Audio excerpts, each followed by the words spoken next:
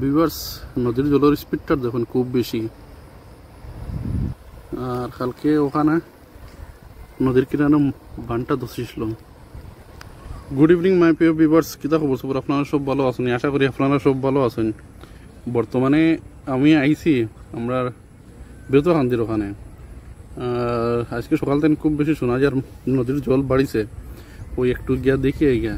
এখন আমি আইছি বেতখান্দির ওখানে। ভিউয়ার্স, আমার সামনে আপনারা দেখা, এটা হইল মহিষা বিল।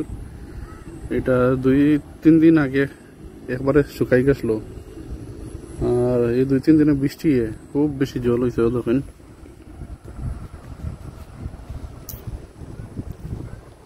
আর এটা হইল আমরা বরাক নদী। আর ওই সামনে যেটা টাওয়ার দেখা, এটা আমরা ইন্ডিয়া ক্লাবের এখানে যেটা রেডিও টাওয়ার আছে, ওইটা টাওয়ার। আর ওইদিকে দেখেন নদীর জল কতটুকু বাড়ছে এই 3 দিনের বৃষ্টি। আর জলের স্রোতটা দেখুন খুব বেশি। ওই দেখেন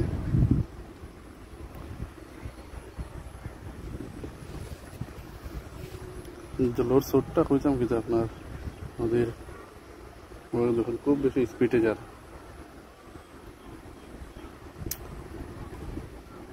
নদীর কিনারে দাঁড়াইছি, খুব বেশি মানে আরাম লাগে। আর বাতাসে খুব বেশি বাতাস দেয় এখানে।